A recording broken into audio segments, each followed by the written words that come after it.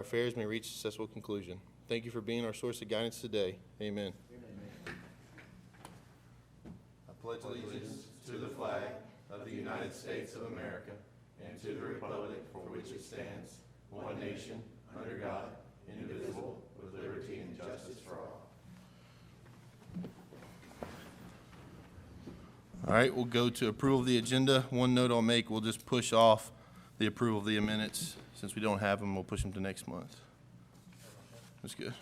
Motion to approve. First, Second. second. Any discussion? All in favor? Aye. All right, we'll move next to citizens' comments. No citizens' comments tonight. We'll move next into new business. Item 1, annexation request, property located on Taylor Road, Fairview, Tennessee, map 42, parcel 77.03, 1.42 acres, property owned by Innovative Construction.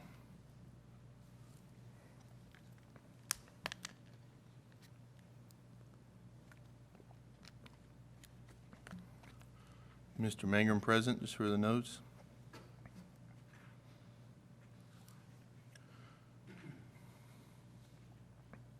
Staff have any quick review they want to do? This looks like, you want to give us the spill? Properties on Taylor Road has gone to BOC and is coming here for approval and plan of services approval. Thank you, sir.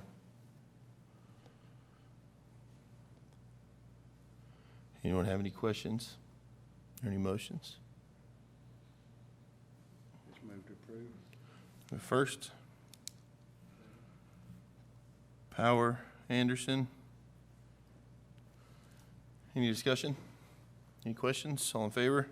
Aye. Any opposed? Thank you, sir. Thank you. Item 2, PC 2019-03, an ordinance to adopt revisions to the subdivision regulations for the city of Fairview, Tennessee. Mr. Sullivan, I'll let you take that. All right. A couple months ago, I believe, we came to you and had a couple things that we had brought up that we wanted to do, some changes, and those are the 3 that follow. The first one is regarding the concept plan and who can submit that. Before, we said that a Tennessee licensed engineer had to be the one who did that, but being a concept plan, there's not much more than an idea on paper. There's no construction plans that go with it, no engineering that's required. So we are taking that out, and as you can see, it shall be prepared in a manner to clearly illustrate and describe proposed development and provide the information required. And then there's a list of that same information that would be required there already. So just taking out that a state engineer has to be the one to do that. Thank you, sir. Any Motion to approve. Second. Blade Qualls, any discussion? All in favor? Aye. Opposed? Item 3, new business, PC 2019-04, an ordinance to adopt revisions to the subdivision regulations for the city of Fairview, Tennessee. Mr. Sullivan? That'll be the other single page one. With that, same situation, different section. It is clearing up the preparation for the concept plans. It was in there twice. We have to review it twice. Sir? Motion to approve. Second. Walls, any additional discussion? All in favor? Aye. Opposed? Item 4, new business, PC 2019-05, an ordinance to adopt revisions to the subdivision regulations for the city of Fairview, Tennessee. Mr. Sullivan? All right, this is the third of the 3, and it is regarding the as-built drawings. Currently, once a development finishes, the last thing we require is an as-built drawing. It's kind of the full picture, what has been done. We can take that back and look at construction plans and so forth, compare what was supposed to be, what is, and kind of overlay those. And this goes into the requirements for that. Kevin, would you like to talk about kind of what this is more? Yeah, the main thing there is that the plans, rather than just having them as a PDF or as a paper copy, we're asking to also provide a PDF that's to scale and also CAD files that we can import into our mapping software so that we can see that overlaid on other sites to see how that one specific development might impact another or one that's being proposed. It's just moving things into the electronic age of information and just kind of giving us a way to be able to vet site improvements. So that's really exciting news to be able to have that technology. It's a big step from where we are. All right, anyone have any questions? Is that going forward from today?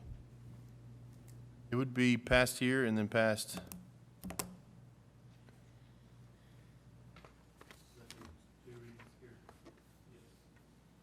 It'll be 2 readings here, so it'll be this month. We'll have a second reading next month on that, and at that point, we'll set the date for that to go into effect. Correct. It will require 2 readings and a public hearing.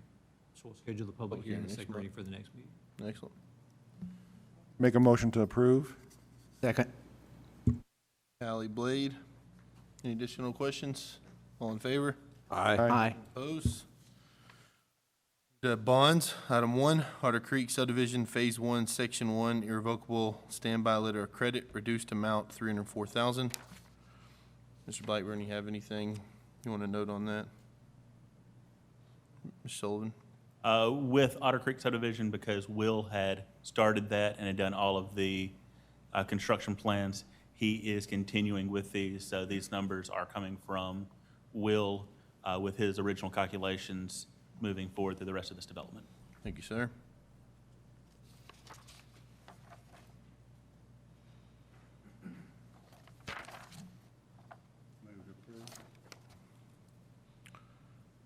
Second.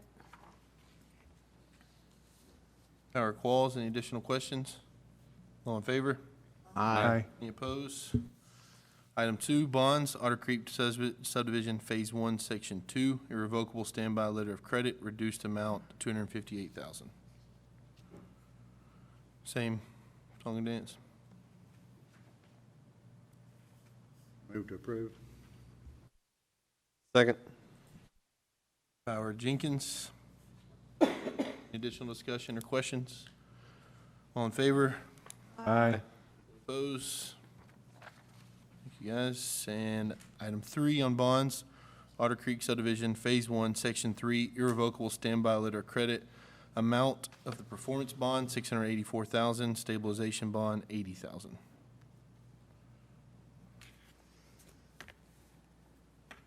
Any additionals on this one? This is a future phase. This is the phase that they are, they're calling it addition. It's basically the 3rd section of this phase, but it is being tagged on. With that, it will be the road that connects out to Taylor Road, and that's why they wanted to go ahead and get that in Phase 1.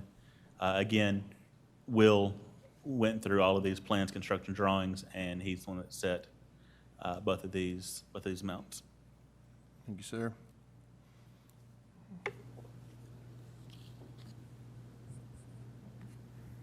Any questions or motions? Motion to approve. Second. Walls, Kelly, any additional discussion? All in favor? Aye. Opposed? Thank you, guys. We'll go to reports for discussion information. City planning staff, Mr. Sullivan. Everything's rocking over in planning. If y'all have any issues with anything that we send out, again, let us know. I'm an email away. I may not get back to you right then. It may be a couple hours, maybe a couple days, but I will get back to you as quick as I can and make sure that what we send out is as correct as it can be, and if there's anything that does result in questions, that we try to get those answered for you. Thank you, sir. City manager, Mr. Collins. Yes, sir, just 3 items for you tonight briefly. First off, Mr. Sullivan and Mr. Blackburn, Kevin, have really been doing a lot of work in the planning department. We've talked about this for some time about transitioning through, but the mayor and I had a conversation today after our weekly staff meeting for planning and public works, and the turnaround internally is beyond words what I can describe as positive for us. So I'm not saying that simply because Mike and Kevin are here. I'm saying it because it's true. And if you look at where we are today, where we were a year ago, and where we will be a year ago, there's no comparison. I can't thank them enough for the work and time and effort they put in, but it's clearly noticeable where we are. Second thing I have for you tonight, Fairview Station subdivision, which is the residential subdivision behind Westwood Elementary School. You may recall there was a discussion about the extension of that bond. Specific discussion was sidewalks and infrastructure there. That bond was set at $65,000, and there was some discussion about the developer transferring an amount equal to 75% of that, or $48,750, into the city's newly created sidewalk fund so that we can make improvements throughout the city. I've been in touch with Mr. Gordon, who is a representative of the developer. I think you all are familiar with Mr. Gordon. They have agreed to provide that fund, or provide that amount to $48,750 before the expiration of the subdivision maintenance bond, which it expires on November 8th. So what we will likely do with that is, upon receipt of those funds, which I anticipate to be as early as Thursday, I will notify the Planning Commission that we've received those funds, and we will simply allow that bond to expire. That would be the standard process for that. If it turns out they choose not to proceed with that, then we will call the bond or give them notice of call of the bond 14 days ahead of the expiration date. However, we expect to receive those funds prior to the 14-day deadline. And second, I'm going to be sending an email out regarding some training, some schedules, some work to be done. But you may recall that last year and part of this calendar year, we did some substantial work to accept the Fairview 2040 Comprehensive Plan. It's been accepted, it's not been adopted. We are working on some things internally to get us started for the first quarter of calendar 2020. A part of that is going to be the formal adoption by ordinance of the Board of Commissioners for the acceptance and adoption of the 2040 Comprehensive Plan. A component of that will be the land use map. The land use map will largely be governed by the Planning Commission. The purpose of the land use map is to guide our growth and to guide our planned infrastructure that the city invests in to direct the growth in the areas that we've decided by virtue of the plan we want to grow. Schedule right now is to have the land use component of the comprehensive plan adopted by the Planning Commission at its April 2020 meeting. We would then have the first reading of that ordinance by the BOC at their second meeting in April, and formally adopted at the first meeting in May of the BOC, which means we are going to need to have at least a couple of work sessions of the Planning Commission specifically for consideration of the land use map. There's some things that we need to consider. The BOC is looking at a bond issue in the fourth quarter of calendar 2020 to help us with some infrastructure needs. That's not going to be successful unless we have the land use map adopted and we mirror our bond issue to the growth that we want to facilitate.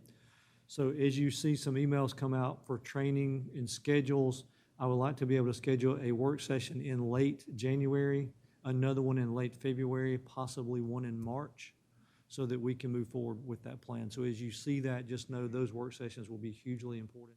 If we need to do it on Saturday, I can make a Saturday work. I know everyone's busy during the week, but we're talking more than a few hours at each meeting. So if you see that, just know that is an unbelievably important component for Fairview's future as we employ that plan. Pay attention to your email, we get that out, and that's all I have for you tonight. Thank you, sir. City Engineer, Mr. Blackburn. Yeah, it's just one thing. Speaking of the land use map, something that I'm working on with Micah is also setting up a mapping system, which will kind of goes back to the as-built and having a mapping system for the city that can store data and use to kind of plan out projects, identify issues in the field, come up with game plans on improvements, also showing zoning and the land use. Of course, all those things help to expedite decisions and everything forward. So that's one of the efforts that I'm working on right now. Excellent. All right, we'll move to communication from the planning commission members. Ms. Schulist, No update. Mr. Anderson, Nothing tonight, thank you. Mr. Bauer, Mr. Kelly. I just wanted to say that this Thursday, the governor has made a proclamation for a day of fasting and prayer. So just want to remind everybody, just pray for the state and fast, and just wanted to make that. Thank you, sir. Ms. Qualls? Mayor Blade? Nothing, sir. Thank you. Mr. Jenkins? Nothing tonight, sir. Just a quick thank you to staff for the strides we're making. We appreciate it much, and I'll accept a motion to adjourn. Motion to adjourn? So moved. To the softball field I go.